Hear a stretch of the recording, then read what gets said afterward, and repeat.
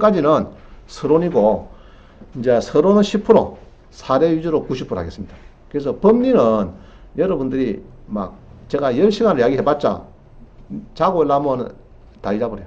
다 잊어버리니까 지금 뭐 어떤 사례로 그동안에 유치권이 이리 신고가 됐는데, 그죠? 유치권이 신고가 됐는데 어떤 경우에 우리가 낙찰을 받아야 되고 받으면 안 되고 이제 그런 거를 배웁니다. 한번 보겠습니다.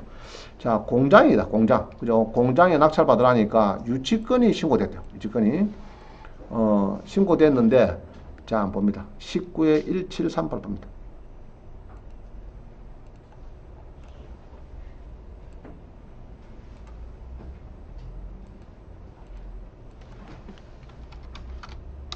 자, 보겠습니다.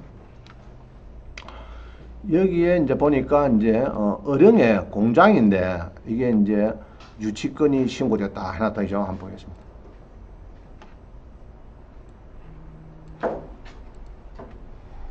자, 이제 어령의 공장인데 이렇게 막 떨어지죠. 떨어져갖고 뭐 절반 이상 51% 절반은 떨어지는데 공장인데 여기 보면은 뭐 다른 건 없어요. 여기 보니까 이제 유치권이 신고됐대요. 그죠? 유치권이. 여기 보니까 이제 CN 코리아로부터 1,500만원, 그 다음에 NK 에너지부터 6,800만원 유치권 신고가 들어왔대요. 그죠? 그러면 이제 CN 코리아하고 MK 에너지다. 그죠? 에너지로부터 6,800만 두 개가 들어왔다. 그럼 요게 유치권이 성립하려고 하면은 제가 저는 항상 이렇게 요걸 딱 봅니다. 신고 들어오면 현황 조사를 먼저 봐요. 그럼 거기에 집행관이 가죠. 집행관이 가서 이렇게 이제 현황조사서를 만듭니다. 만들 때 뭐 한 번 가는 경우도 있고 이렇게 두 번 가는 경우도 있고 막 그래요. 자, 두 번을 갔는데 부동산의 현황 및 점유관계 조사서에, 그죠? 조사서에 땅이 있고요. 이 건물이 있는데 누가 점유하느냐? 지금 건물을 130일에 오는 이 건물이거든요. 그럼 건물을 누가 점유한다고요? 채무자. 자, 131에 5가 뭐죠? 131에 5. 여기가 무전리가. 자, 하여튼 요게 아까 두 업체 이름이 나오는가 그거를 좀 볼 필요가 있어요. 자, 요 본께는 지금 점유는 조용하고 채무자 소유자가 점유한다 이래가지고 여기는 뭐 미상해놨다요 해놨는데, 여기 보면은 지금 아까 유치권 신고한 업체가 이름이 전혀 안 보입니다. 안 보이죠? 그럼 이런 경우에는 나중에 소송이 되면은 굉장히 불리합니다. 이 두 업체가 굉장히 불리해요. 그럼 CN 코리아하고 MK 이런 데는 이제 굉장히 유치권을 신고했지만은 집행관에 갈 때 이 두 업체의 직원이 여기에 벌써 기록이 남아야 돼요. 아, 집행관에 가보니까 이 벌써 사진을 찍고 하거든요. 두 업체에서 점유를 하면서 종업원들이 점유를 하면서 유치권을 받기 위해서, 공사를 받기 위해서 지금 점유를 잘하고 있더라. 이렇게 기록이 돼야 되지. 기록이 없으면은 나중에 낙찰자가 요거를 가지고 막 내밉니다. 법정에서. 보십시오. 이게 뭐 점유를 안 하고 있지 않습니까? 기문이 되기 전에 집행관 갔을 때 점유를 안 했는데 유치권 성립하지 않지 않습니까? 이러면 판사님이 당신만 맞소. 이래 빕니다. 그죠? 점유가 지금 안 된다면. 그러면은 유치권 신고한 사람이 힘이 약하다. 이래 보는 거예요. 그런데 이제 자, 그도 보고 넘어갑니다. 요거는. 근데 요거는 이제 그 정도 보면 되겠습니다. 그죠? 근데 요거는 2순위자가 노루법 페인트에서 경매를 신청했는데 1순위보다 더, 자, 한번 봅니다. 자, 봤으니까. 왜 그러면 취소 기각이 되는가? 이 경매가 취소 기각이 됐느냐 하면은 이런 거예요. 자, 경매라고 하는 것은 여기 보면은 노루표 요 밴드 있죠? 여기서 이제 경매를 넣어줬습니다. 여기서 경매를 여기서 넣어줬어요. 그죠? 이게 임의경매죠? 넣어줬는데 1순위가 상당히 금액이 큽니다. 3억 2,500이 있고 그 다음에 2순위가 경매를 넣었죠. 그럼 이럴 때는 1순위가 이래 중복 경매를 넣어줘야 되는데 안 넣어주니까 3억 2,500까지 접근돼 버리니까 법원에서는 아이고 노루표 페인트에서 가져갈 게 없네요. 남을 가망이 없네요. 이래가지고 경매를 직권으로 취소시켜 버립니다. 그래서 이게 경매가 여기에서 이제 진행하다가 3억 3,700쯤 되니까 당신이 받을 게 없다 이래가지고 막 취소로 막 직권으로 취소시켰다 보면 됩니다. 오늘 덤으로 설명드렸고 그다음 봅니다. 자, 이제 잘 보세요. 신축 공장인데 7억 7,500만원 도급 공사를 완료하고도 전액을 못 받은 이런 경우가 되겠습니다. 신축 공장입니다. 신축 공장에 12에 200번 보겠습니다.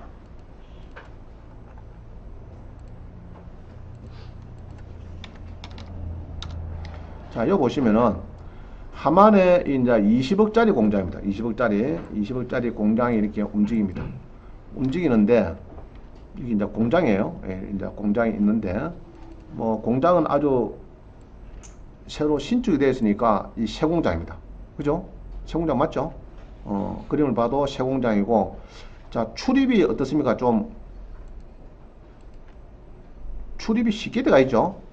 쉽게 지금 되도록 지금 문이 뻥 뚫리고 막 이렇습니다. 지금 보니까 이럴 때가 있어요. 그죠? 뻥뻥 뚫리가 있습니다. 뚫리고, 그러나 이제 이게 콘테이너가 떠났고 프랭카드는 붙여놨고 요거는 있어요. 그럼 뭐 사람이 상주를 안 하면서 요거만 붙여놓으면은 유치권이 성립하는가? 성립 안 한다 봅니다. 알겠죠? 직원이 상주를 해야 돼. 상주를 하든지 그래야 되지. 콘테이너만 덜렁 갖다 놔놓고 그 뭐 프랭카드 하나 큰 거 두 개, 세 개 붙여놔놓고 유치권 성립하면 그건 안 된다 봅니다. 그래서 상주를 하는 것을 원합니다. 판례에서 보면은. 자, 그래서 여기 보면은 이제 공사를 이렇게 했대요. 누가? 여기 보니까 이제 쭉 읽어보면은 나오는데, 여기 보면은 뭐 있죠? 법인에서 종합건설에서 유치권 10억 5천을 받기 위해서 점유하고 있더라. 유치권 현수막도 있더라. 이 이야기죠. 그래서 여기 보면은 이제 이런 경우입니다. 이 종합건설에서 공사대금을 받기 위해서 얼마 받는다고요? 7억 7,500. 그죠? 건물 공사대금 7억 7천을 받기 위해서 유치권 신고가 있더라. 이 말입니다. 그래서 이제 이렇게 있으면은 뭘 본다 했죠, 제가? 현황조사 본다. 현황조사를 보고 여러분이 그 공사업체가 이름이 나오는가 봅니다. 물론 한 번 갔는데 한 번 갔지만은 쭉 봅니다. 공사업체가 이게 이름이 나오는가. 자, 쭉 이렇게 보니까 제3자가 점유한다 해놨죠. 해놔놓고 쭉 이렇게 보면은, 자, 이거 나오네. 이거 보니까 종합건설회사에서 유치권을 지금 점유하고 있대요. 그죠? 하고 있습니다. 그래서 공사대금 7억 7천만 원 받기 위해서 현재 유치권을 점유하고 있다. 지금 이렇게 나왔어요. 그러면은 요거는 유치권이 성립한다고 봐야 됩니다. 여러분들이 봐야 되는데 어느 날 요 물건에 요 직원들이 한번 저한테 왔었어요. 와가지고 이야기를 하더라고요. 그때 한 이쯤 될 것 같아요. 이쯤 저한테 왔습니다. 왔는데 그 제가 물어봤어요. 이 공사업체 직원이래요. 그래요. 그러면은 유치권을 자기들이 7억 7,500 신고했대요. 근데 아까 현황조사를 보니까 아까 언급이 됐죠. 그래서 이제 잘 됐네. 현황조사 언급이 됐으니까. 그래서 지금도 점유를 잘하고 계시죠? 했더니 지금 점유를 안 한대요. 그럼 왜냐 했더니 왜 안 한다니요? 우리가 공사를 7억 7,500 주고 했는데 점주할 필요 뭐 있습니까? 우리가 뭐 공사장 받을 거 세금 난사하고 다 했고 다 내용증 받아가지고 다 가 있는 채권을 가 있는데 점유할 필요가 뭐 있습니까? 이야기입니다. 그래서 깜짝 놀랐어요. 무슨 소리 하냐고. 큰일 났다. 이때 사람들이 막 보러 다니니까, 자, 보는 사람은 낙찰자는 어떻습니까? 8억에 낙찰받고 20억짜리 8억에 낙찰받고 7억 7,500을 주고 싶지 않죠? 그죠? 주고 싶지 않습니다. 그래서 어쨌든 간에 유치권이 성립 안 한다. 이렇게 이제 답을 받으라고 원할 거예요. 그래서 점유를 해야 되는데 지금이라도 빨리 하세요. 이래 했습니다. 했는데 아마 점유를 그때도 잘 안 한 것 같아요. 안 해가지고 이 낙찰자가 원고고, 그 다음에 이 아까 전에 7억 7,500이 피고가 돼갖고 유치권 부존재 확인 소송이 있었어요.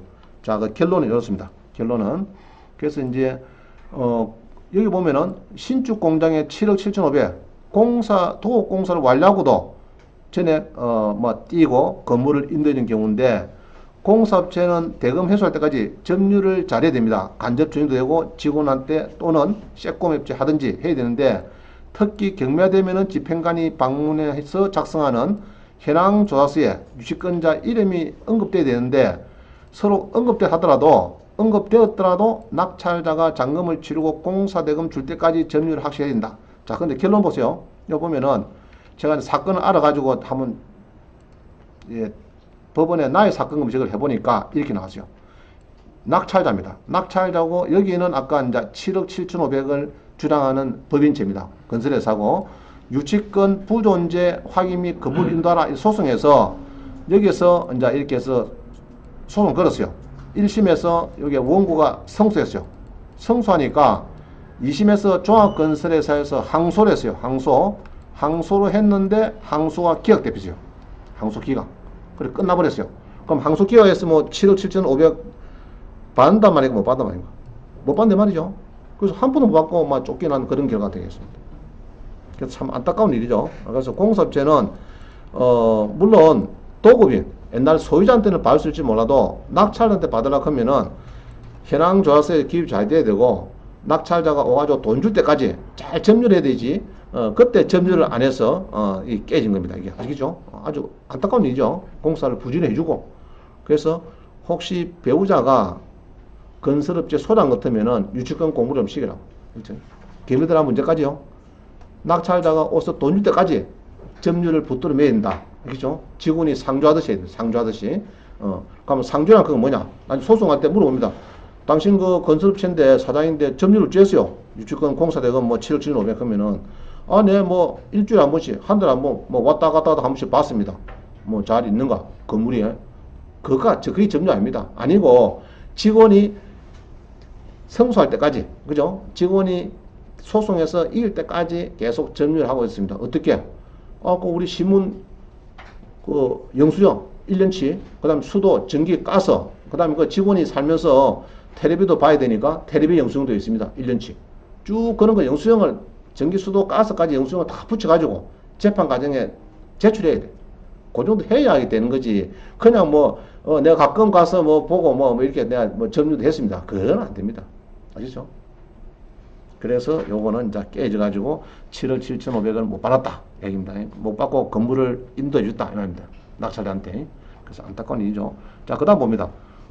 아파트를 8세대 짓고 마지막에 27억을 받아야 되는데 한 푼도 못 받고 떼인해서 했어요.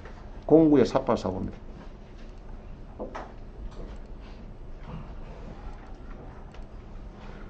그래서 업체들은 3845입니까?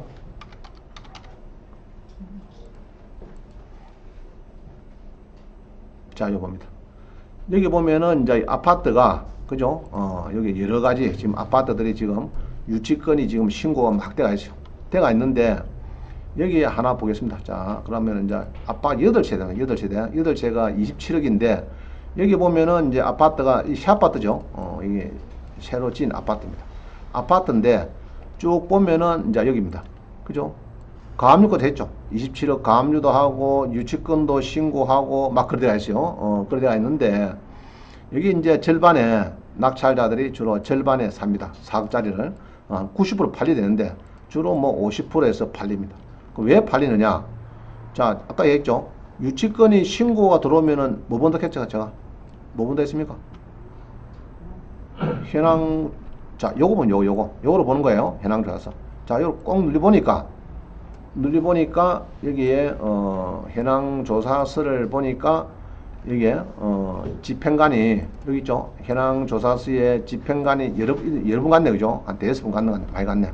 갔는데 거기에 보면은 이제 점유관계에 누가 있다고 해놨느냐. 자, 점유관계 현황 및 점유조사서에 점유의 채무자 소유자가 점유하더라. 해정 후 확인하니까 빈집이더라. 자, 그러면 지금 이렇게 해놨어요. 사진 촬영하고 집행관이 그게 문을 열어본 게네 비어 있고 누가 점유한다고요? 아까 건설업체에서 점유한다 해야 되는데 그게 아니고 채무자 소유자가 다 점유한대. 이리 되면은 유치권이 깨지는 겁니다. 알겠죠? 자, 그러면은 채무자 소유자 누구냐? 자, 여기서 점유하고 있대. 여기서. 알겠죠? 그럼 틀리죠? 아까 전에. 여기서 점유한다. 이렇게 해야 되는데 이게 빠졌어요. 건설업체에서 27억을 주장하는 업체 점유한다. 그게 빠졌고. 그래서 여기 이제 소송이 붙어가지고 이제 판결을 보니까요. 이 판결문이거든요. 판결문 조금 보면은 쭉 읽어보시고 요것도 한번 읽어봅니다. 읽어보고 그 다음 요거 보면 있났어요. 유치권자가 낙찰자한테 대항할 수 없다. 그죠? 살피건데 이 사건 기록에 하면은 집행관이 이 사건 아파트에 대한 경매개시 결정 기입 등기가 격려된 후에 6회에 걸쳐서 현황 및 점유 관계를 조사하고 부동산 현황 조사 보고 작성했는데, 이하면은 채무자 소유자가 점유하고 있고 해정 후 문을 따고 확인하니까 빈집으로 기재되어 있다. 이래서 낙찰자한테 대항할 수 없다. 이렇게 보는 거예요. 알겠죠? 그럼 요때 현황조사서에 그 건설업체에서 직원이 상주하듯이 상주를 잘하고 있더라. 그죠? 이렇게 나와야 되는데 여기서 벌써 깨졌으니까 유치권은 성립한다. 그래서 8개 전부 다 이거는 27억을 띄었어요. 공사업체가. 아시겠죠? 그래서 집행관이 갈 때 그때 잘해야 됩니다. 최소. 일단은 그때라도 이 언급이 돼가 있어야지, 언급이 안 돼가 있으면은 유치권자는 힘이 없어요. 패소 확률이 99%입니다. 자, 그 다음 봅니다. 현대건설. 여러분 잘 아는 현대건설은 또 안 떼요. 여기 보니까 여기를 보면 15에 1143 봅니다.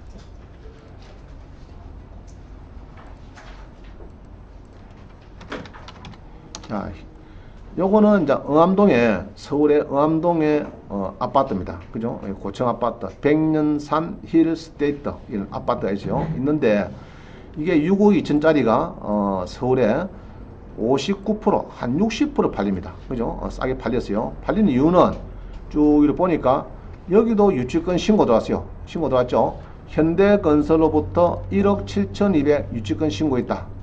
자, 그럼 우리 뭐 본다 했습니까? 우리가 요거 보는 거죠. 현황조사 보고서를 보니까 여기는 이제 어떻게 되었는가 봅니다. 집행관이 두 분 갔습니다. 두 분 가서 요 쭉 보니까 점유 관계에 미상됐어요. 미상. 돼가 있으면서 요 밑에 보니까 자, 요 써놨네. 그죠? 봅니다. 현관문에 현대건설이 응암 7구역 재개발 조합으로부터 공사 대금을 받지 못해서, 그죠? 여기 응암 7구역 조합으로부터 공사 대금을 받지 못해서 경매되기 2년 전부터 유치권 행사 중이라는 경고문이 붙어 있더라. 지났어요. 그러면은 점유를 아까하고 좀 틀리죠? 아까하고 상황이 많이 틀리죠? 그럼 여기는 벌써 그런 이야기가 되고 있습니다. 현대건설에서 키를 가지고 있고 문은 못 따봤고 이렇게 해서 경고문 이렇게 붙어 있죠. 경고문 해가지고 지금 현대건설에서 벌써 하고 있습니다. 그래서 현대건설은 아주 또 그 업력이 있으니까 교육이 잘 됐겠죠. 교육이 잘 됐어. 잘 돼가지고 아까 요런 이제 벌써 안내문도 아파트 입구에 대문 앞에다가 딱 경고문 해가지고 있더라. 아까 봤죠? 자꾸 도망가노. 그래서 이렇게 해서 벌써 답을 주고 있습니다. 그죠? 경고문 해가지고 현대건설에서 공사를 완료했는데 못 받아 가고 있다. 뭐 그죠? 뭐 민사상 책임을 미루겠다. 너가 침입하모 이러면서 막 써놨어요. 그래서 이제 이렇게 해놔야 되지. 아까처럼 문을 따고 본건에 빈집이더라. 해정 후 확인하니까 채무자 소유자 점유하고 빈집이더라. 그죠? 그냥 주택조합에서 그냥 키를 갖고 있더라. 이 말입니다. 그러면 안 되는 거예요. 그래서 이런 거는 이제 현대건설은 이제 아까 1억 7,200이 유치권이 성립하니까 결론적으로 아까 금액이 얼마죠? 1억 7,200이죠. 그러면 요 이제 성립이 되긴다 이렇게 보기 때문에 낙찰 입장에서는 이걸 인수로 보고 1억 7,200을 무리되어 있구나 보고 이제 계산합니다. 그러면 1억 7,200하고 3억 6,200개네 5억 한 3,800대네. 그러면 6억 이치니까 한 8천만 원 정도 자기 싸게 산 거죠. 싸게 산 겁니다. 그래가지고 잘 됐다 낙찰이. 그래서 현대건설처럼 점유율이 되겠다 이렇게 봅니다. 자, 그 다음 봅니다. 그 다음에는 유치권이 성립하는 경우로 보인다 제가 해놨어요. 19의 3출간 봅니다.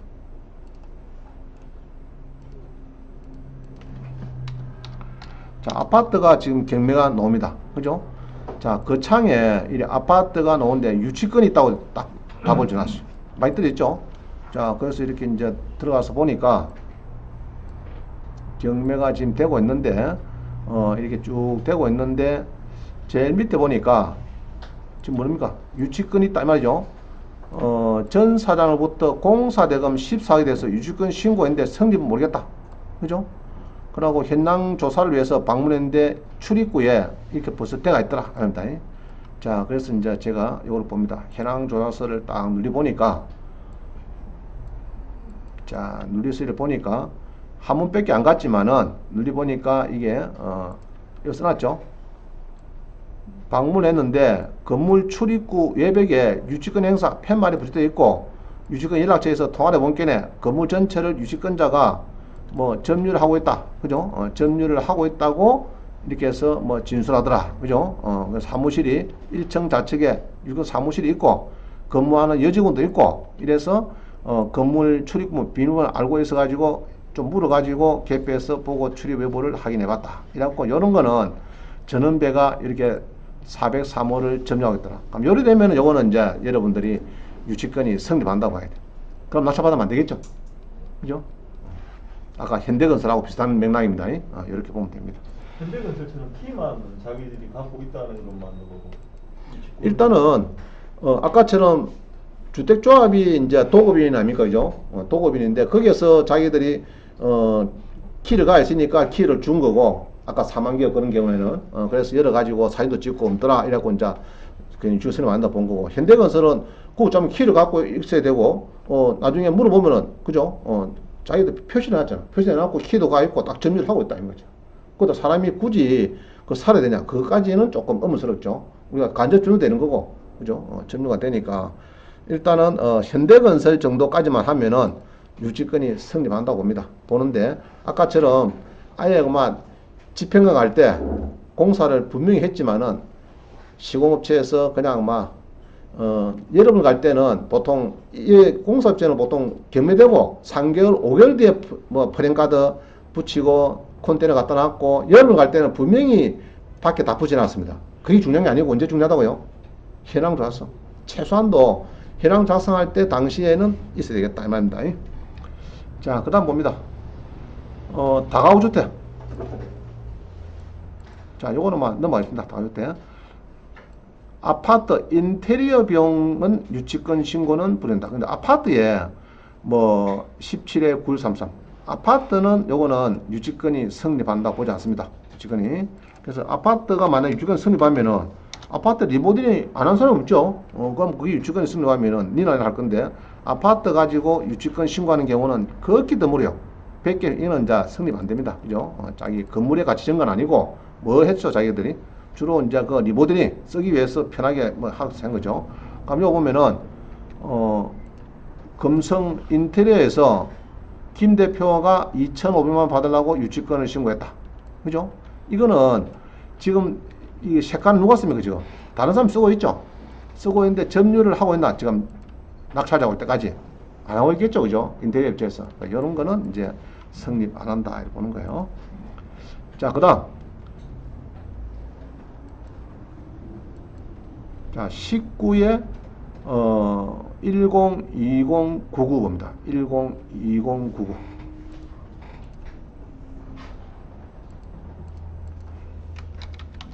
2099 자, 여기 보면은 중리의 아파트인데 여기도 유치권 신고가 들어왔습니다. 그죠? 중리의 아파트인데 유치권 신고가 들어왔다. 그죠?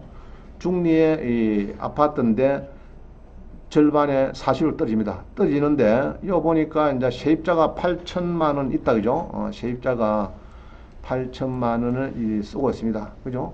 근데 세입자는 전입신고보다 상당히 빨라요. 빠르고 막 그렇습니다. 자, 그런데 여기 보면 이제 세입자로부터 2,360만원 유치권 신고가 있다. 이 말입니다. 주로 세입자가 이렇게 신고를 가끔 하는 사람이 있어요.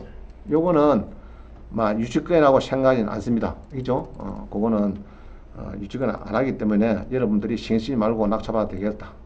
근데 문제는 은행에서 대출이 많이 나왔는데 그죠? 만약 봅니다. 이게 보면은 세입자가 잘 보죠. 이게 대박이 될 수 있는가 한번 봅니다. 은행에서 이게 이제 캐피탈입니다. 캐피탈에서 2017년도 담보를 잡을 때 요 이시가 있어요. 이시가 있고 요 보니까 임차인도 끝 행정인지 모르겠는데 끝자만 틀려. 내가 보니까 틀리고 전입일자가 빨라요. 그래서 은행에서 대출이 100% 나왔어요. 나갔는데 이런 경우에 선순위로 볼 수 있는가? 조금 의문스럽습니다. 의문스럽고 그러면은 여기 이제 99년도에 8천만 원을 줬다 하는데 이게 선순위인지 아닌지는 물론 나중에 따져봐야 되겠지만은 은행에서 대출 나갈 때는 뭐 여러 가지 조사를 했겠죠. 세입자들이 아니다 확실하면 또 대출 나온 거죠. 이게 예로 1억 8,700인데 설정이 1억 7,100이다 그러면은 대출이 많이 나왔죠. 세입에 따라서 나갔는데 이제 선순위다 이렇게 해서 하고 있는데, 자 만약에 여러분이 낙찰을 받습니다. 이게 예로 8천만 원 1억 8,700인데 8천을 받으면은 좋은 점이 뭐냐 그러면은, 자 근데 이 아파트 시세는 요새는 국민의 시세가 좀 좋습니다. 이게 그래서 은행에서 대출 나갈 때는 감정은, 아파트는 감정 안 해요. 안 하고 여기서 KB 국민의 시세에 가서 매매가에서 일반 평균가 요걸 따집니다. 1억 6,700이죠. 그래서 공급은 요거고요. 공급 면적이고 전면 그냥 평형이 잘 나오는 것이 요겁니다. 국민은행의 아파트 시세표. 여기 보면 평형이 38평이죠. 8평인데 1억 6천이다. 지금 시세가 1억 6천인데 지금 이렇게 떨어졌어요.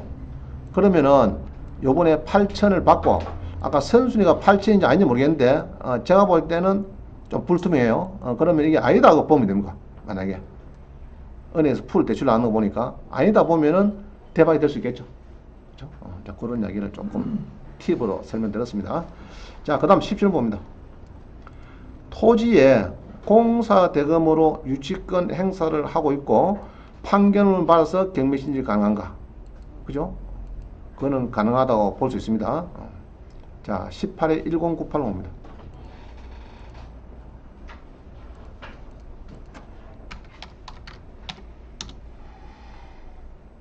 자, 그 창에 이렇게 해서 이제 금액이 많이 떨어졌어요. 그죠? 12억짜리가 한 5억까지 떨어졌어요. 그래서 이게 토지인데 이게 사실 떨어졌습니다. 떨어졌고, 공사를 보니까 지금 많이 한 것 같습니다. 이게 뭐 텁하기도 하고, 요 보니까 유치권도 있죠. 유치권도 있고, 요 보니까 프랭 컨테이너 박스도 있고, 유치권도 신고를 하고 있습니다. 하고 있고 되는데, 자, 그림을 잘 보세요. 그래서 아마 공사를 한 거는 맞아요.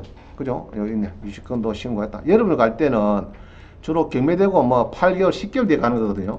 그때 되면 다 이런 게 있어요. 있는데, 이렇게 출입 금지, 유치권 막 행사해 놨는데, 여기 보면은 이제, 쭉 보니까 유치권이 신고가 들어왔대요. 그죠? 건설업체로부터 1억 2,500만원 신고가 들어왔다. 그죠? 신고가 들어왔다. 자, 일어났어요. 그러고 이제 잠깐 보겠습니다. 해당가서 한번 보겠습니다. 뭐라서 하는 거.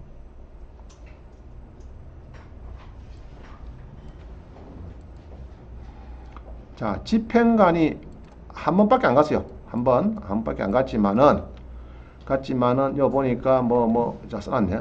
현황 조사차 방문해서 못해서 점유관계는 미사인데 현장 방문할 때 유치권 행사 중에는 현수막이 설치되어 있으며 도로 바닥에도 유치권비가 있더라. 사람은 지금 없더라. 몇 분 갔죠 지금?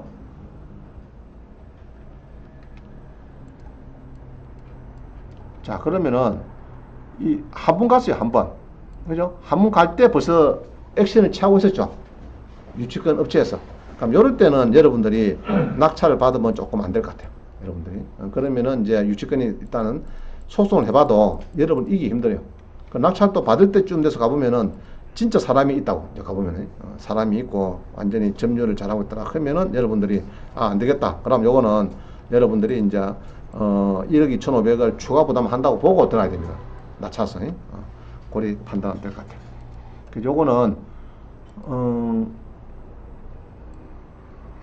여기 틀리네. 틀리고 점유를 요거는 좀 애매합니다. 애매한데 여러분이 질 확률이 많아요. 그래서 좀 조심해야 되겠다 보십니다. 자, 그 다음 봅니다. 유치권 신고 2건 12에 2148. 자, 요것도 재미난 사건입니다. 진주에서 요게 집현면에 있는 공사를 했습니다. 23억짜리인데 여기서 이제 23억짜리가 9억까지 떨어집니다. 떨어지고, 그럼 여기에 이제 두 업체가 있어요. 공사 업체가 두 업체가 있는데, 여기 이제 이렇게 이런 텁하기를 한 업체가 있고, 이렇게 집을 지은 업체가 있어요. 두 업체가 따로 있어요. 있는데, 원래는 텁하기를 하고, 여기에서 건설업체에서 한 8억인가 주고 공사를 했어요. 원래는. 하고, 그 다음에 이제 이 업체들이 건축업체가 이 건물을 짓는데 낙찰을 터파기 한 사람이 받으면은 아무 문제가 없는데 이 사람들이 요 건물 건축을 한 이 사람들이 낙찰 받습니다. 자, 낙찰을 받으니까 공사는 1년 하면서 낙찰 받았는데 요거 9억 정도 주고 싶습니까? 안 주고 싶습니까? 안 주고 싶죠? 그래서 낙찰을 여기에서 11억에 받아가지고 한 9억 정도 되는 터파기 한 거는 맞아요. 저것도 알아요. 저가 이제 했는데 그러나 우리가 공사를 집을 5채 지을 때 그 터파기 업체가 아무도 없었다. 한 1년 동안은 빼꼼하지도 않고 그냥 없었다. 물론 콘테이너 박스하고 프랭카드는 몇 개 붙어 있었다. 이 사람은 전혀 없었다. 이래 돼가지고 터파기 공사업체가 깨진 사건입니다. 이게 그래가지고 공사업체가 여기서 7억 요게 이 건설업체가 지금 한 7억 한 8억 정도 깨지는 이 사건입니다. 이게 사건이에요. 그래서 이제 이 공사업체가 터파기를 해도 돈 받을 때까지는 어쩐다고요? 직원이 상주하듯이 점유를 해야 된다. 이게 중요한 거예요. 상주하듯이 상주입니다. 그럼 상주는 한 달에 월급 200만 원 받고, 그죠? 직원이 거기서 붙어 있어야 돼. 붙어 있어요. 낮이고 밤이고 좌우지간 폼을 잡고, 누가 물어보면, 아이고, 그 어떻게 점유해서 보이시오. 365일 내가 신문 올 때마다 사진 찍어놨지 않습니까? 네, 점유하고 있고. 신문 딱 갖다 놨고, 스마트폰을 찍어가지고 증거 자료를 낼 정도, 막 그 정도 해야 됩니다. 안 하면 어쩌면 된다고요? 막 셰콘 맡기든지 좌우지 우짜든지, 그래가지고 1년 동안에 전기로 낸 영수증, 전기, 수도, 가스, 그 다음에 신문, 구독료, 그 다음에 텔레비, 수상한 그 영수증, 그런 것들을 다 첨부해가지고 재판 과정에 탁 내놔야, 아이고, 점유를 100% 잘하셨네. 이렇게 하는 거지. 어떻게 점유했으니까 공사업체 사장이, 네, 오다 가다가 수시로 지키고 봤습니다. 그거 안 되는 거예요. 그거가 약하다. 자, 공사를 하고 이제 받으라 그러면은 그 정도 점유를 잘해야 된다. 이랍니다. 집을 못 짓게 해야 되는 거 아닙니까?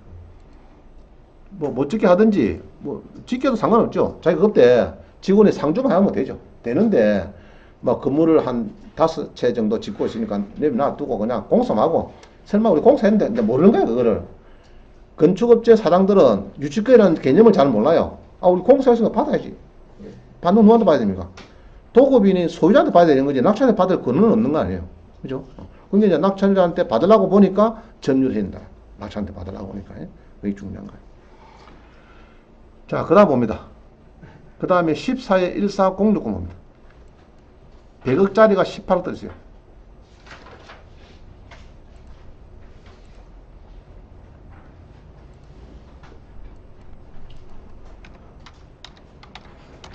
자, 한날 수강생이 찾아왔습니다. 옛날 수료생이 저한테 찾아왔어요.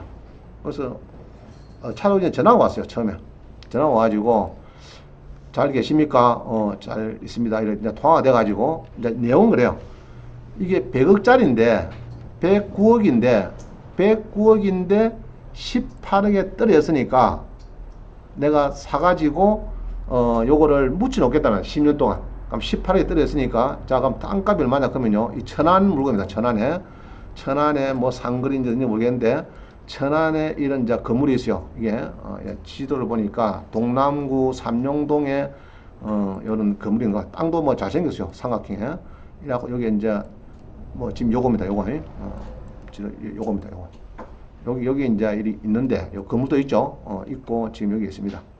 천안에 아마 요지 같아요. 천안에 아주 중요한 복명역도 있고 막 그렇네요. 천안역도 있고 막 그렇네. 자, 그래서 여기 이제 땅하고 건물이 나오는데 땅값이 얼마냐 그러면은 땅값이 이게 81억입니다. 81억. 그죠? 땅값이 81억이고 건물이 한 28억쯤 되고 전체 가격은 109억 됩니다. 109억 되는데 땅값이 80 얼마고 81억 되고 이러니까 자기가 이게 별 문제 없으면은 낙찰을 받아놓고 한 10년 가있다가 보면은 내가 한 20억에 사가지고 한 10년 있다가 팔면은 80을 받든지 100을 받든지 받겠느냐. 그래서 이제 그런 마음으로 사겠대요. 그래서 이제 물어보는 거는 저한테 이거 가지고 물어볼 리가 없잖아요. 요것만 보고 물어볼 일이 없는데 밑에를 딱 보니까 이 뭡니까 이거? 이 뭐죠? 캄캄한 거 이거?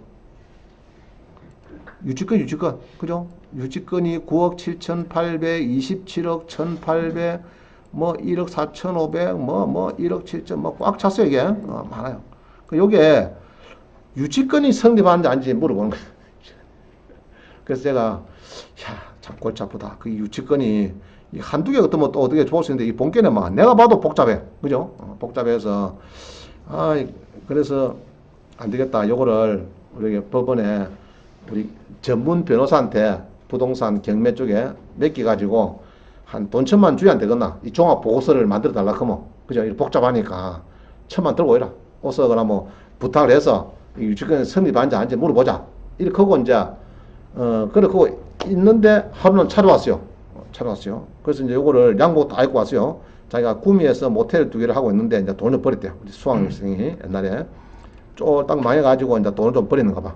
모텔 한 2개 낙찰 잘 받아 30%대 받아가지고 장사 잘 됐대요. 그래서 은행에서도 별 문제가 없으면은 여기서 낙찰 받아오면은 한 20억에 받아오면은 70% 80% 정도 대출이 된대요. 그 자기가 한 6억 가 있으니까 어떻게 하면 되겠대요. 이거를 낙찰 받으면 좋겠대요. 그래서 이제 유치권을 일 물어봐야 되는데 내가 변호사를 맡겨주려고 해도 내가 봐도 좀 쉽지 않은 것 같아요. 그죠? 얼마인지. 자, 그래서 그동안의 경험을 가지고 제가 어디다 물어봤겠습니까? 이거는 유치권 요거 18억이나 이리 떨어졌는데 100억짜리가 떨어지면 누가 제일 골치 아픕니까? 떨어지면 뭐. 네? 그래서 쭉 봤어요. 등기 사항을 쭉 보니까 지금 보니까 여기 어디입니까? 지금 이 새마을고 있죠. 새마을고 그죠? 여기서 건조당 했다가 여기서 경매가 들어갔죠. 그죠? 이 경매가 들어갔습니다. 그래서 이렇게 다 물어봐야 되겠다. 이래가지고 이제 36억 6,600 돌아 이 말이죠. 36억 그죠? 그 36억인데 18억에 떨어졌으니까 골치 아프잖아요. 새마을고에서도. 그래서 내가 전화를 돌렸습니다. 돌려가지고 자 새마을고는 전화가 어디 있습니까? 전화 어디 내가 알면 됩니까? 그거 등기부에 보면은 자 경매 넣을 때도 나오죠. 등기부 각 얼구에도 보면 나오는데 설정할 때도 나오겠죠. 여기 있네. 그죠? 건조당 설정해 놨는데 그죠?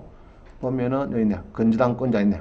그럼 경기도 안산시 02124 해가지고 경기도 안산시 단원구 원곡동에 새마을금고 이렇게 전화가 나오더라고요. 그래가지고 이제 담당자 찾았어요. 그래서 여기 100억짜리가 18억에 떨어졌고 지금 청구 금액이 36억이나 되는데 굉장히 어려울 걸 알고 있는데 이게 유치권이 이렇게 복잡한데 좀 알 수 있지 않느냐. 거기에서는 지금 굉장히 민감하니까 그 유치권을 내가 얼마 정도 부담하면 되겠는지 그것 때문에 전화를 했다. 이랬더니 이제 통화되잖아. 저하고 나하고 그죠? 경매 전문가니까. 그랬더니 원장님 그거는 저희들이 소송을 했는데 대법원까지 갔는데 유치권 신고가 70억 들어갔대. 들어왔는데 20억 4천에 대해서 유치권 있다고 이렇게 해서 판결 나왔대요. 대법원에서. 그래서 결론은 뭡니까? 20억 4천은 물어 이 말이죠. 물어야 된다. 그래서 20억 4천이구나. 그죠? 20억 4천. 오케이. 그래가지고 이제 이야기를 했죠. 우리 수강자한테. 이야기를 했더니 아이고 그러면은 20억 4천이 진성이 있으면은 요거 낙찰 못 받는데. 알겠어요? 못 받는데. 진성이 있으면은 낙찰 못 받는데. 그러면 이제 유치권이 성립한다 하는 건 분명히 알았죠. 대법원에서 판결 나왔고 지금 점유도 하고 있으니까. 그럼 20억 4천 정도는 답이 나왔습니다. 그래서 여러분들이 이렇게 복잡한 것도 결론은 여기서 제일 지금 피곤해하는 데가 은행입니다. 은행. 알겠죠? 경매는 은행입니다. 그래서 은행에다가 물어보면 제일 정확해요. 이런데 전화해 보면은 여러분이 정확히 알 수가 있습니다. 그러면 이제 은행에서 판결문을 팩스해달라고 하면 판결문 팩스 안 해줄 겁니다. 그럼 어쩌면 그때는 내용을 알라고 하면은 그 판결문에 대법원의 사건 번호만 좀 알려주세요. 그죠? 그럼 사건 번호만 전화로 적으면은 그거는 판결문 사본 판결서 사본 제공 신청하면 되죠. 대한민국 국민은 누구나 그죠? 그러면은 1장짜리 판결문 옵니다. 그거 읽어보면 알 수 있겠죠. 그래가지고 검토가 되었습니다. 그래서 이 변호사한테 맡기는 거를 자기는 1,000만 원치 돈을 주고 맡기려고 했는데 내가 답을 딱 줘버렸어요. 25사천이 있다. 그게 자기가 낚시를 안 들어갔는데 커피도 안 사고 갔어. 안 사고 책만 720선. 아이고 책이 320선에서 또 새로 나왔네요. 요 책. 요 책이 이제 새로 이게 새로 나왔죠. 제가 만드는 거. 그래서 자기가 공부할 때는 옛날에는 이거였습니다. 이거 요거였는데 이거를 이제 그때 공부를 했는데 오전 되기 또 수정됐거든요. 이게 나왔으니까 요거를 하나 사갔어요. 그럼 자기는 5만 원 주고 책 하나 사고 1,000만 원 버린 거죠. 그죠? 그래서 여러분도 마찬가지. 여기서 제일 고통을 받고 있는 게 금융계약입니다. 유치권 신고 들어오면은 은행에서 굉장히 피곤해요. 대출 나갈 때는 이리저리 해가지고 막 해놔놨고, 심지어 유치권 배제 특약까지 매겨놔놨고, 그죠? 은행하고 도급인, 수급인, 은행 3자 간에 이렇게 해서 유치권을 성립 안 하는 걸로, 신고 안 하는 걸로, 성립 안 되는 걸로 다 해놔놨고도 불구하고 경매 들어가면 어쩝니까? 유치권이 뭐 100억이 있니, 뭐 70억이 있니, 아까 그런 이야기를 하는 거예요. 그래서 은행이 제일 피곤한데, 은행에다 물어보면 제일 정확해요. 그죠? 은행에서도 유치권 신고 딱 들어오면은 피곤해요. 피곤하고, 그냥 막 일이 안 됩니다. 일이. 저는 막 많이 받거든요. 여신관리부에서 유치권 신고를 많이 받아봤습니다. 의견서도 많이 내보고. 그래서 유치권 있는데도 막 준 변호사예요. 변호사. 뭐 다른 건 몰라도 유치권의 배제 신청서, 배제 의견서에 내는 거는 그런 건 기신해요. 편안히 사서. 그래서 이제 은행에다가 물어보면 좋겠다. 말입니다. 이런 거는 대출 안 해줍니다. 알겠어요? 진성 유치권이 25사천이 있는데 대출에 은행이 없습니다. 이런 경우는 잘 없어요. 자, 그래서 그럼 낙찰 누가 받았을까? 제가 볼 때는 아마 금고에서 새마을 금고에서 유입취득한 걸 보여줍니다. 유입취득. 그럼 이런 거는 이제 아마 이사장이나 누가 이제 상무가 가지고 37억 4,400만 원 크는 것은 요 금액에서 조금 보태가고 죠. 요 금액에서 경매비용 넣어가지고 37억 정도의 유입한 것 같아요. 무슨 말이죠? 사가지고 이제 채권하고 이제 채권이 없어지고 소유자가 되는 거예요. 새마을금고가 소유자가 돼가지고 이제 적당하게 자기들이 이제 37억 4천 이상만 팔면 되는 겁니다. 일반인한테. 그러면 채권이 100% 해소돼 버리죠. 그거를 우리가 은행에서 금융기관에서 유입취득한다 이렇게 표시해요. 표현을 유입취득한다. 그래 하는 경우 많이 있습니다. 떨어지면은 취득하는 경우 많이 있어요. 그걸 우리가 유입취득한다 이렇게 보는 거예요. 자, 그래서 은행에다 물어보는 게 제일 좋겠다 이렇게 봅니다. 자, 그 다음에 또 봅니다. 여기 보면은 유치권 요것도 성립한 사례입니다. 성립하는 사례 17회 953. 근데 요거는 성립하는 사례인데 하루는 우리 학원에 이 30년 경력자가 이 경매 특강을 왔는데 성립하지 않는다. 낙찰 받으면 좋다. 이리 설명을 하더라고요. 깜짝 놀래가지고 이 해석을 잘해야 되겠다. 자, 그래 보입니다. 한번 봅니다. 같이 17회 9540 한번 봅니다. 여러분도 그렇게 해석하면 안 돼요.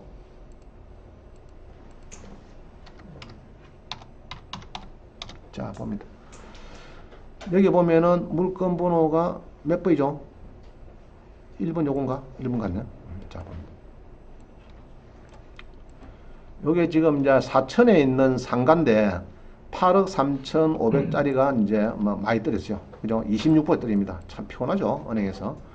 떨어지는데 여기 보면은 이제 1층에 있는 뭐 식당 같아요. 이게 식당인데 요게 식당입니다.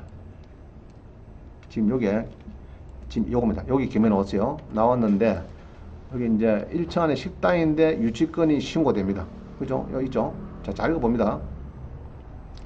유치권이 신고가 있다. 그죠? 2018년도에 강성생으로부터 공사대금 9,250만원 유치권 신고가 있고, 자, 그럼 잘 봅니다. 해석 잘 해보세요. 원고, 남부농업협동조합에서 유치권 부존재 확인의 소가 제기되었으나, 피고, 그죠? 피고, 강동해에 대해서는 원고 패소 판결이 있다. 대해서는 원고가 패소 판결이 확정됐다. 원고 농협이고 원고. 농협이죠. 그 농협에서 패소 판결이 확정됐는데 1심은 요놈이고 2심은 사건 번호가 고등법원 창원재판부고 여기죠. 요거 3심은 대법원이다. 이랬어요. 그럼 요런 번호를 알면은 여러분들이 얼마든지 판결서 사본 재원 신청하면 되죠. 그죠? 창원지방법원 가든지 부산고법을 가든지 해서 신고를 하면은 신청하면 요거는 바로 오늘 신청하면 내일 옵니다. 1,000원 주고 그죠? 결제하면 됩니다.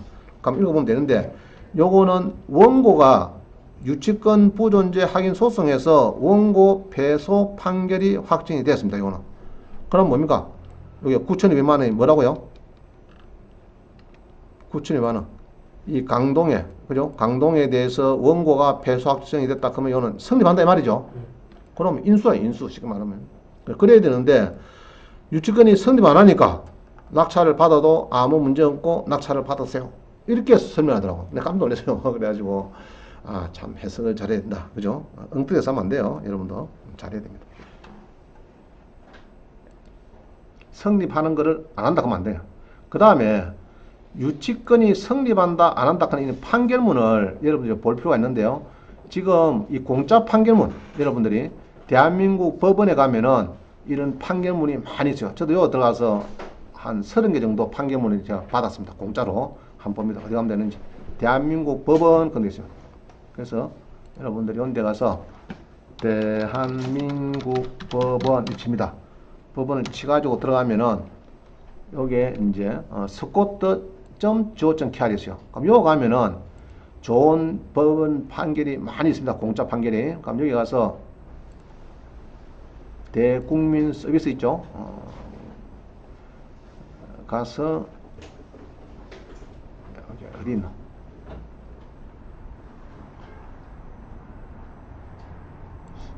검색하는 칸이 있던데.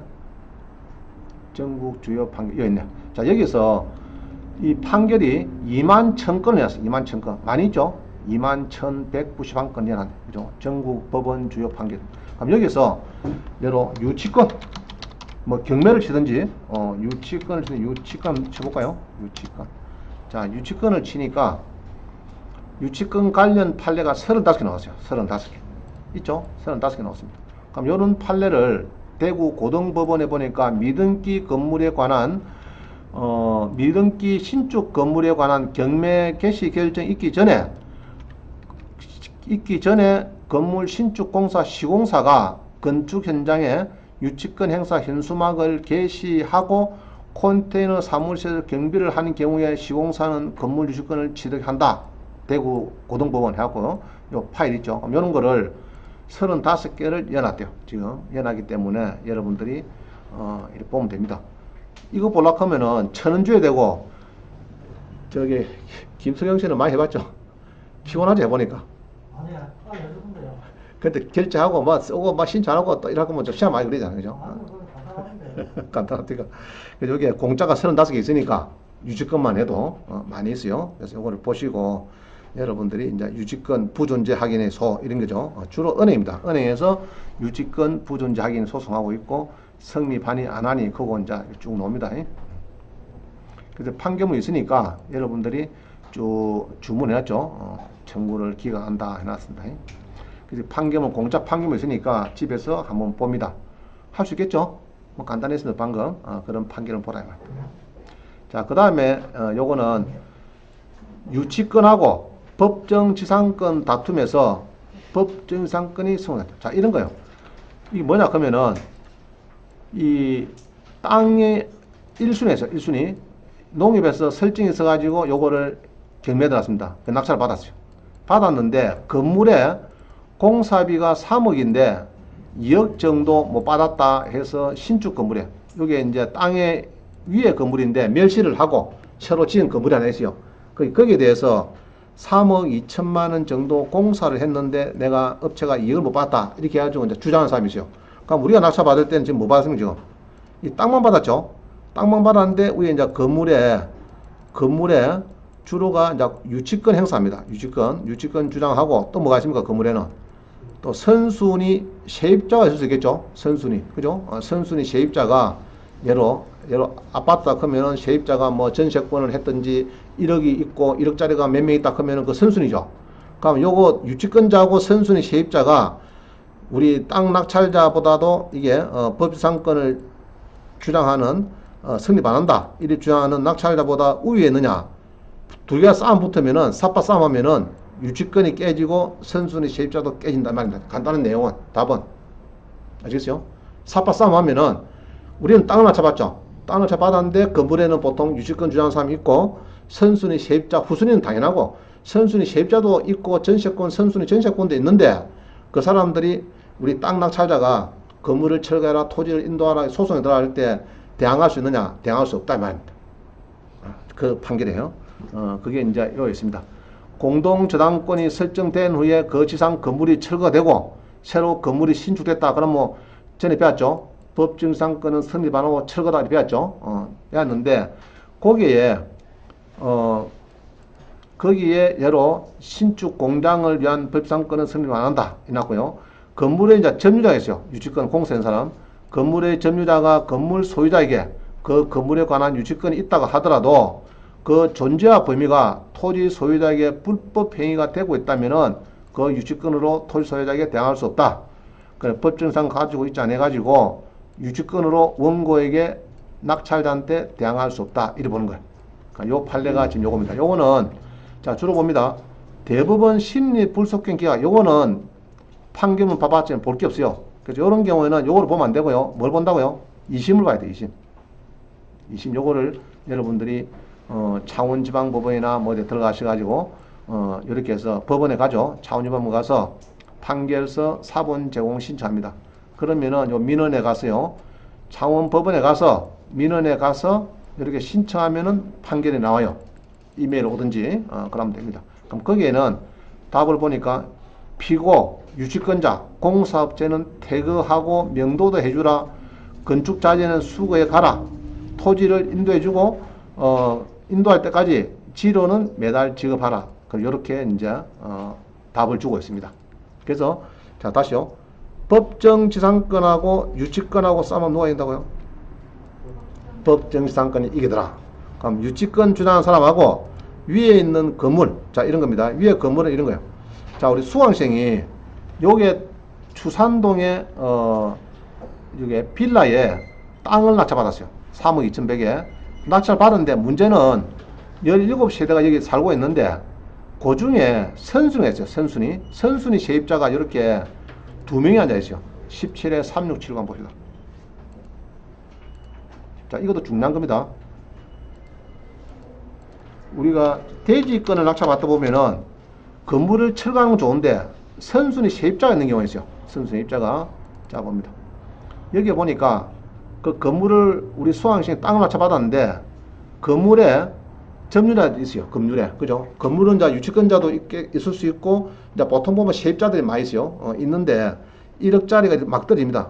그죠? 뭐 팝니까 지금 빌라에 이렇게 해서 이제 대지권은 빠지고 건물이 있는데 쭉 떨어지는데 떨어진 이유는 이렇게 해서 이제 선순위 세입자가 이 권씨가 1억을 주고 그죠? 전세권도 하고 평원공인을 사고 있습니다.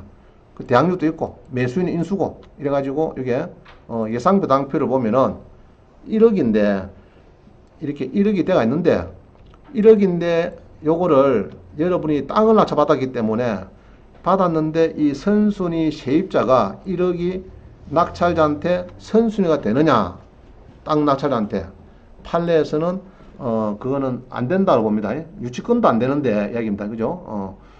자 이거 봅니다. 이 상당히 판례 중요하게 찾기도 힘들어요.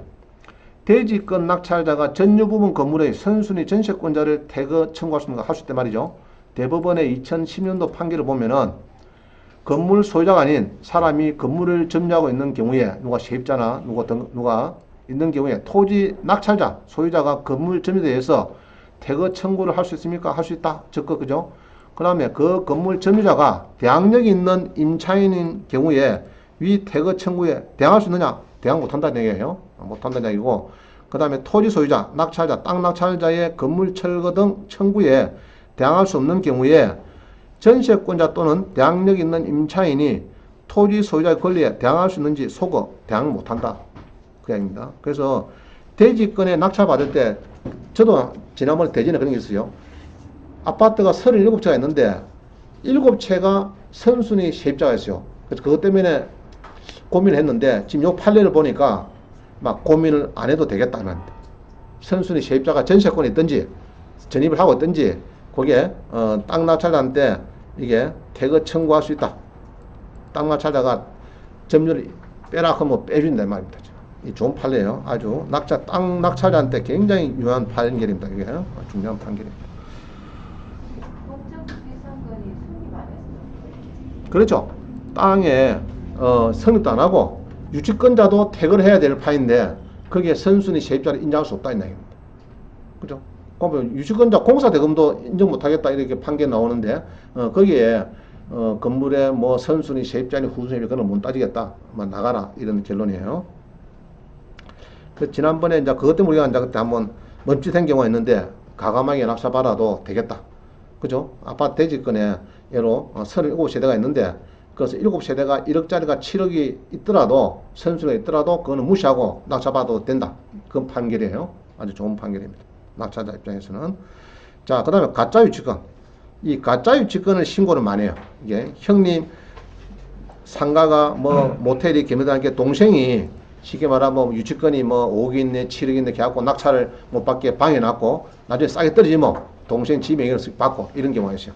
자, 그런 경우에 피고인 A는 징역 3년에 B 공모자는 징역 1년을 취한다. 이렇게 해서 이게 사건이 있습니다. 번호, 자, 이런 사건 번호 있으면 아까 판결문 다 받을 수 있죠. 법원에 가서 판결서 4번 신청하면 됩니다. 자, 그 다음 봅니다. 아까 우리 그게 대법원에 요거도 있어요. 요 사건도 그것을 봅니다. 허위 유치권에 징역 6월에 집행유예 2년이 선고된 물건이 있습니다. 이게 그 요거 있네. 아까 요 법원에 가세요. 가면 판결이 있습니다. 자, 경매법원에 공사대금 액수를 부풀려서 유치권 신고를 한 피고인에게 징역형을 선고하다. 그럼 이 사람은 교도소 갔다 왔습니까? 안 갔다 왔습니까? 안 갔죠? 자, 위에 이 사람은, 위에 두 사람은 이는 갔다 온 거죠? 그죠? 집행유예가 없죠? 자, 그렇게 보면 되겠습니다. 저는 낙찰자가 고소한 사건입니까? 이 사람. 그렇죠. 여기 이제 그 피해를 입는 사람은 주로 이제 채권자가 되겠죠. 채권자. 은행에서 예로 경매를 였는데, 유치권이 가짜 한 5억, 10억 들어왔어. 그러면 가격이 폭 떨어지죠. 그럼 은행 가만히 있습니다. 요새는 과감하게 검찰에 고소, 고발 해버립니다. 해가지고 실행을 살고 하는 건 둘째 문제고, 그죠? 여러 가격을 적당히 받아야 되는데, 가짜 뭐 형님 모텔이고 뭐 공장이고 막 경매 들어가는데, 유치권을 이렇게 갖고 편화 붙이고 막 서류 닦아있고 하면은 5억이 딱 그거 있는 것처럼 막 해놓으면은 일반인들이 못 들어오잖아요. 그게 은행에서 피해 입으니까 은행에서 과감하게 내용 증명도 막 보내주고 하면서 너가 빨리 열흘 이내에 유치권 처리를 안 하면은 우리 검찰에 고소 고발하겠다. 이래가지고 해버립니다. 해버려요. 그렇죠. 해버리면은 이제 거기서 이제 지가 뭐 지리면은 지가 이제 유치권 신고한 거를 이제 뭐 처리를 한다든지 그렇게 이제 액션을 취하죠. 그래서 과감하게 이제 보통 뭐 신한은행 그렇지 않았는데 새마을금고나 저축은행이나 뭐 신입이나 인대도 작죠 규모가. 그런 데는 5억 10억이면 크잖아요. 그죠? 그럼 그런 데는 바로 해버립니다. 그냥 공문 딱 보내가지고 빨리빨리 너가 본게네 이게 가짜 유치권이고 만들어가지고 너가 뭐 형님하고 동생하고 고소도 친 건데 짜고 친 고소도인데 그냥 있으면 가만 못 있겠다. 우리 검찰에 고소고발한다. 이라고 해버립니다. 진짜. 그래갖고 열흘 뒤에 시간 주고 법원에 처리 안 하고 애미고 그럼 가격이 쭉 가만 놔둘 수 없잖아요. 그거. 그죠? 소송하고 언제 뭐 소송하고 합니까? 그 사람 상대로. 그래서 이제 그렇게 하는 경우가 많아요. 그 판결은 집에 가셔가지고 이거 보면 됩니다. 가서 한번 읽어보세요. 이런 거를 여러분 많이 보셔야 돼. 많이 보시면 감각이 이제 좀 높아집니다. 아무래도. 자, 그 다음에 뭐 요까지만 하고 일단 10분을 쉬겠습니다. 요까지만 하고요.